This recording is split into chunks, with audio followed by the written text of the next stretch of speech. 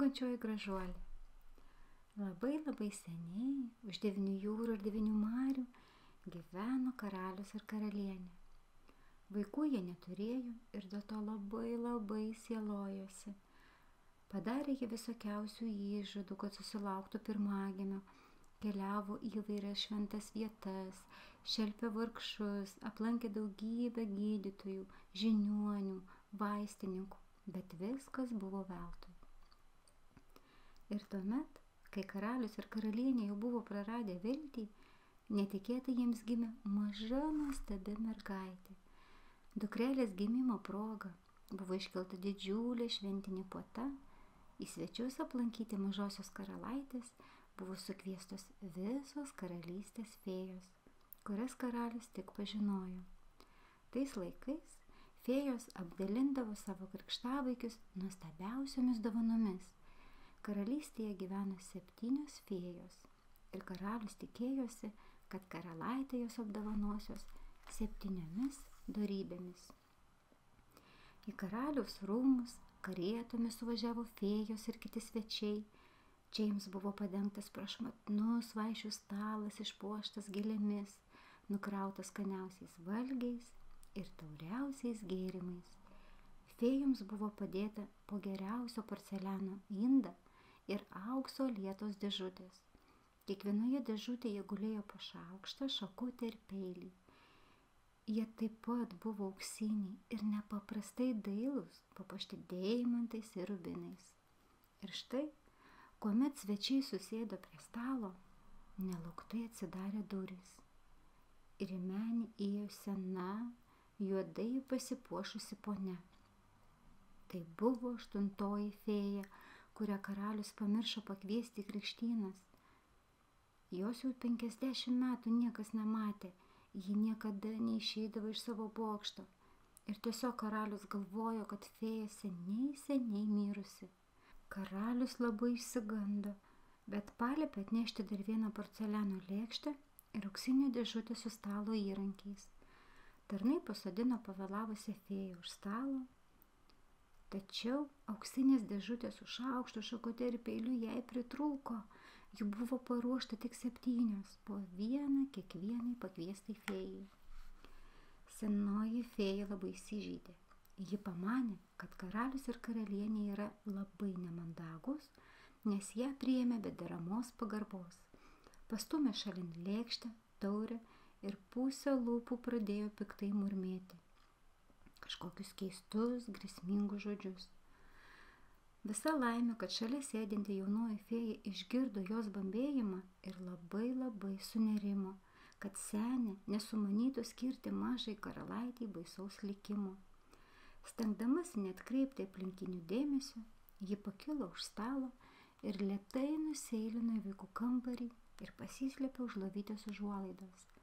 Ji žinojo, kad ginčą laimi tas, kieno žodis būna paskutinis, ir norėjo, kad jos linkėjimas būtų pats paskutinis.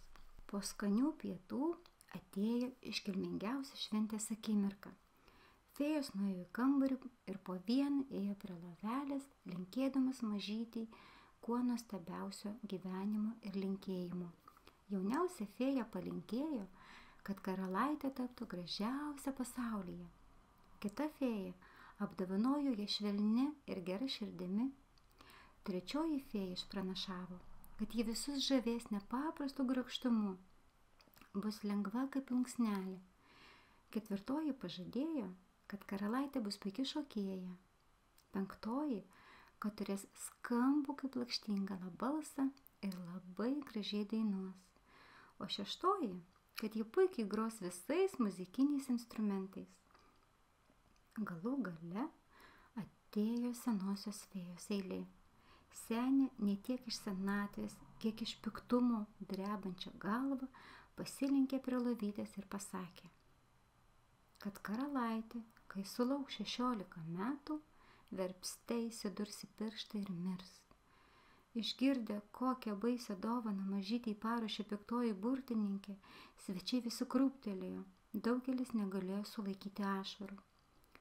Ir tuomet iš užuolaidos išlindo jaunoji fėja ir garsiai tarė, Neišsigąskite, karaliau ir karalienė. Jūsų dukra liks gyva. Teisybė, jį įsidurs į pirštą verpste, bet nemirs. Tik užmigs ir miegos lygiai 100 metų, kol ją pažadins puikusis princas. Šis pažadas truputėlį numalšino karalius ir karalienės skausmą, tačiau karalius nusprendė padaryti viską, kad apsaugotų dukrą nuo išpranašautos nelaimės. Jis išleido įstatymą, kuriuo visoje karalystėje uždraudė verpti. Už įstatymo nesilaikymą gresia mirties bausmė. Praėjo lygiai 16 metų. Karališkoji pora kartu su dukra nutarė pakeliauti po karalystę. Jie nuvyko į vienus iš daugybės savo rūmų. Karalaitei parūpo apžiūrėti seną pilį ir bėgdama iš vieno kambario į kitą, ji galų gale atsidūrė pačiame pilies bokšto viršuje. Palėpėje, aukštame kambaryje, sėdėjo kažkokia senutė ir verpė. Ji nieko nebuvo girdėjusi apie karaliaus draudimą. Tetutė, ką jūs čia darote, paklausė karalaitė. Ji niekada nebuvo mačiusi verpstės. Verpiu, mielasis vaikeli, atsakė senutė. Ak, kaip įdomu, suplojo delnais karalaitė. Leiskite ir man pabandyti, prašau. Mergaitė čiupo verpstę, bet vos spėjo prisiliesti, kai išsipildė senosios fėjos pranašystė. Jie įsidūrė į pirštą ir krito tarsi negyva. Persigandusi senutė ėmė šauktis pagalbos. Karalius skubiai užlipo į bokštą, pažvelgė į dukrelį ir iškart suprato, kad tai, ko jis labiausiai bijojo, išsipildė. Geroji fėja, kuri užbūrė krikšto dukrelį ilgam miegui ir taip išgelbėjo ją nuo mirties, tuo metu buvo labai toli nuo karaliaus rūmų. Išgirdusi apie nelaimę, fėja tuojau išsiruošė į kelią. Netrukus jos drakonais pakinkytas ugninis vežimas sustojo prie karaliaus rūmų vartų. Karalius ją pasitiko ir padavęs ranką padėjo išlipti iš vežimo. Fėja kiek įmanydama stengėsi paguosti liūdinčius karalių ir karalienę. Jie iškart toptelėjo, kad liūdna bus karalaitė, kai po 100 metų pabudusi iš miego. Šiuose senuose namuose ji nebepamatys nei vieno pažįstamo veido. Kad taip neatsitiktų, fėja palietė burtų lazdele visus rūmų gyventojus, išskyrus karalių ir karalienę. O tai buvo dvariškiai, rūmų damos, auklės, kambarinės, dūrininkai, virėjai ir jų parankiniai, šaukliai, sargybiniai, vartininkai, pažai ir liokajai. Stebuklinga lazdele ji palėtė karališkoje arklydėje stovinčius arklius ir arklininkus, kurie šukavo jiems uodegas. Palėtė 2 didžiulius rūmų šunis ir mažą gauruotą šuniuką vardu Pukelis, gulinti prie miegančios karalaitės kojų. Ir visi, ką palėtė stebuklingą fėjos lazdelį, akimirksniu užmigo. Užmigo lygiai 100 metų, kad pabustų kartu su savo šeimininke ir tarnautų jai kaip anksčiau. Užmigo net ant ugnies kepančios kurapkos ir fazanai, užmigo iešmas, ant kurio jie buvo pasmeigti, užmigo net ugnis, ant kurios skrudo kepsnys. Tai įvyko akimirksniu. Tuomet karalius ir karalienė pabučiavo miegančią dukrą, atsisveikino su ja ir tyliai išėjo iš menės. Grįžę į sostinę, jie išleido įstatymą, draudžiantį artintis prie užburtosios pilies. Tačiau įstatymas buvo visai nereikalingas, nes labai greitai aplink pilį išaugo neregėta gausybė didelių ir mažų medžių, pridygo tankių dygliuotų erškėčių krūmų. Ir jų visų šakos taip glaudžiai susipynė, kad per tokius brūzgynus negalėjo persibrauti nei žmogus, nei žvėris. Ir tik labai iš toli nuo aukšto kalno dar buvo galima žiūrėti senosios pilies bokštų viršūnės. Tai padarė fėja, kad niekas netrikdytų miegančiai karalaitei ramybės. Praslenko 100 metų. Per tą laiką pasikeitė daug karalių ir karalienių. Vieną gražią dieną tuometinio valdovo sūnus su svita išėjo medžioklę. Tolumoje virš tankaus gūdaus miško jis pastebėjo kažkokios pilies bokštus. Kieno ta pilis, paklausė jis, ir kas joje gyvena. Visi buvo viena ausimi kažką girdėję apie tą pilį, bet tikrai ir tiksliai niekas nieko nežinojo.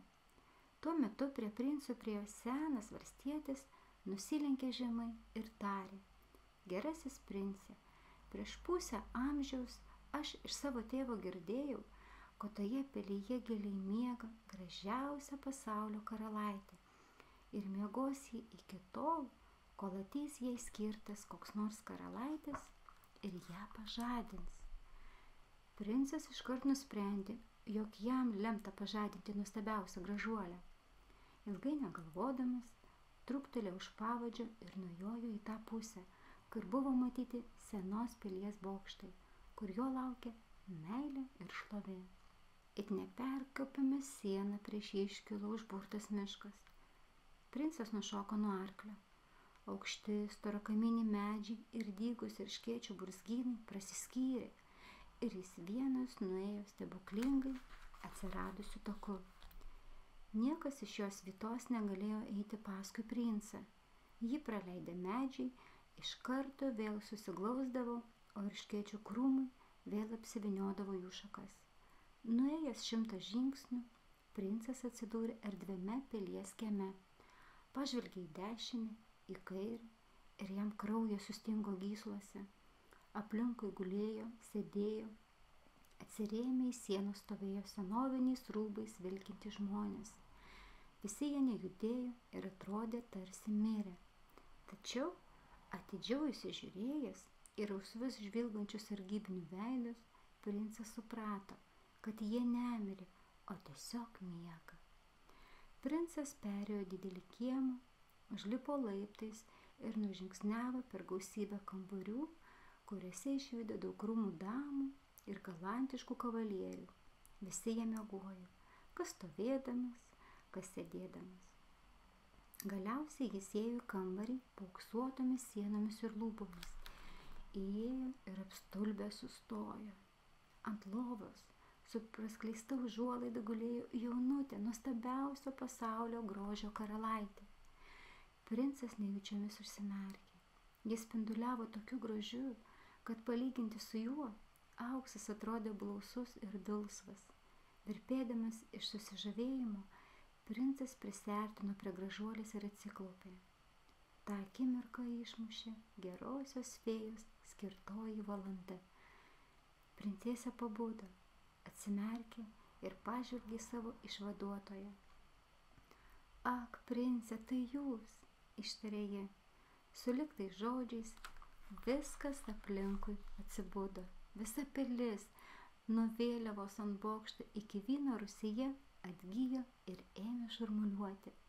Bet princas ir princesė nieko aplinkui nematė ir negirdėjo. Žiūrėjo vienas į kitą ir negalėjo atsižiūrėti. Jie ilgai šnekučiavosi, tačiau nepasakė vienas kitam nei pusės to, ko troško. Visi kiti nebuvo įsimylėjėliai. Jiems pilvas prilipo prie strėnų, nes ne vienas 100 metų nė kąsnelio burnoje neturėjo. Galiausiai vyriausioji rūmų dama nebeiškentė ir pranešė karalaitei, kad pusryčiai paruošti ir stalas padengtas. Princas paėmė nuotaką už rankos ir nusivedė į valgomąjį.